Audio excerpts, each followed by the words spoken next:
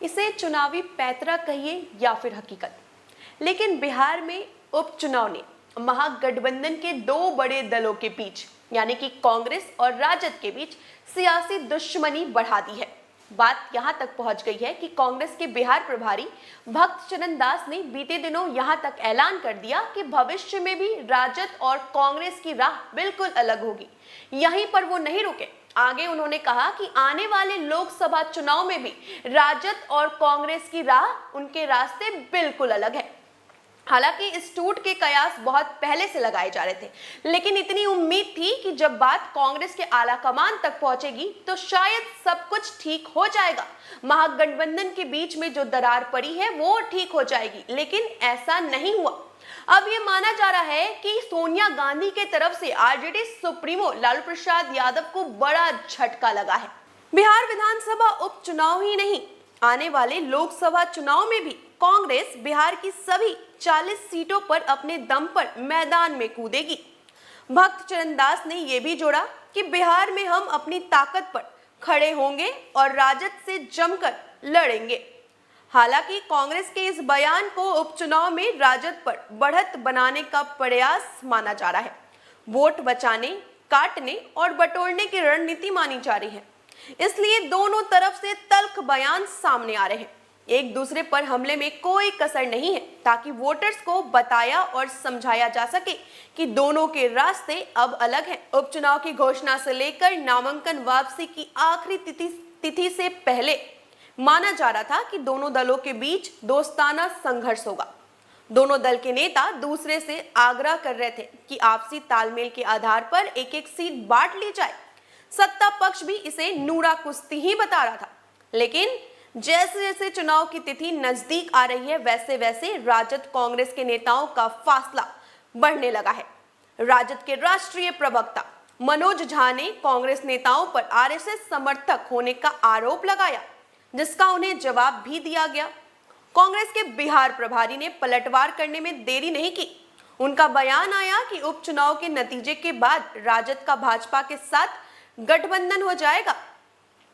बता दें कि विधानसभा उपचुनाव को लेकर सारा बखेड़ा कुशेश्वर स्थान सीट को लेकर हुआ। कांग्रेस इसे अपनी परंपरागत सीट बता रही थी, लेकिन आरजेडी ने कांग्रेस की मांग को ठुकराते हुए दोनों सीटों पर दावेदारी पेश कर दी। दोनों जगहों पर उम्मीदवार भी खड़े कर दिए गए। इसके बाद कांग्रेस ने भी दोनों सीटों पर अपने प्रत्याशी उतार दिए। तब से ही महागठबंधन में दरार पड़ गई। दोनों ओर से बयानबाजी की जा रही है। अब कांग्रेस बिहार प्रभारी भक्त चरण दास ने उस पर मुहर लगा दी है। मालूम हो कि बिहार में कांग्रेस और आरजेडी का साथ करीब दशकों से है। कई बार दोनों के रास्ते अलग हुए, लेकिन फिर जुड़ गए। इधर जन अधिकार पार्टी के अध्यक्ष और पूर्व सांसद पप्पू यादव की भक्त चरण दास से मुलाकात के बाद कांग्रेस की ओर से दावा किया गया है कि कांग्रेस का वो प्रचार करेंगे। कन्हैया कुमार भी विधानसभा उपचुनाव में प्रचार के लिए बिहार आ चुके हैं। कांग्रेस को कन्हैया से बड़ी उम्मीद है। गौरतलब हो कि बिहार में 30 अक्टूबर को दोनों ही विधानसभा सीटों पर उपचुनाव होने वाले हैं। आपको ये बात पता होगी पहले से कि उपचुनाव के पहले ही बिहार में महागठबंधन के बीच दरार आ गई है। अब लेकिन नेता जो है खुलकर एक दूसरे के खिलाफ बोलने लगे हैं। वार पलटवार का दौर है कि थमने का नाम नहीं ले रहा है। आरोप प्रत्यारोप अब सामने सामने से लगाए जा रहे हैं। जहां एक तरफ आरजेडी के नेता भी कांग्रेस पर वार कर रहे हैं, तो वहीं कांग्रेस भी इसमें पीछे नहीं है। बहरहाल आपको बता दें कि कन्हैया कुमार बीते दिनों बिहार आए हैं। अब वो चुनावी प्रचार में उतरेंगे, चुनावी रण में उतर के चुनाव प्रचार करेंगे दोनों ही विधानसभा सीटों पर। उधर दूसरी तरफ नेता प्रतिपक्ष तेजस्वी यादव हैं, जो इन दिनों कुशेश्वर स्थान में हैं। नीतीश कुमार की खामियां गिनवाने से वो नहीं थक रहे हैं। विकास जो नीतीश कुमार के विकास के जो मॉडल है, विकास के वो लाख दावे करते हैं, उसको वो आईना दिखाने का काम कर रहे हैं। इधर खबर यह भी सामने आई है कि कल यानी रविवार को आरजेडी सुप्रीमो लालू प्रसाद यादव पटना आने जा रहे हैं। बहरहाल जब उपचुनाव के नतीजे सामने आएंगे, यानी कि 2 नवंबर को उपचुनाव के रिजल्ट हम सभी के सामने आ जाएंगे, ये देखना बेहद दिलचस्प होगा कि आखिर इन दोनों विधानसभा सीटों पर कौन सी पार्टी बाजी मार जाती है। फिलहाल इतना ही। आप बने रहे फर्स्ट बिहार झारखंड के साथ। धन्यवाद।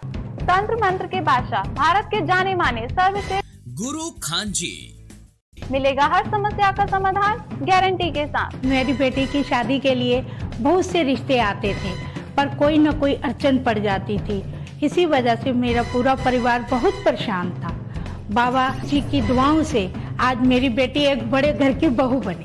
भटको चाहे जहां, काम होगा सिर्फ यहाँ। गृह कलेश, कर्ज मुक्ति, प्रेम विवाह, जादू टोना, पति पत्नी में अनबन, सौतन या दुश्मन से छुटकारा, विदेश यात्रा में रुकावट, फिल्मों में प्रवेश और कोर्ट कचहरी जैसी समस्याओं का समाधान। सभी समस्याओं का समाधान गुरु खान जी। अभी कॉल करें 9821707996।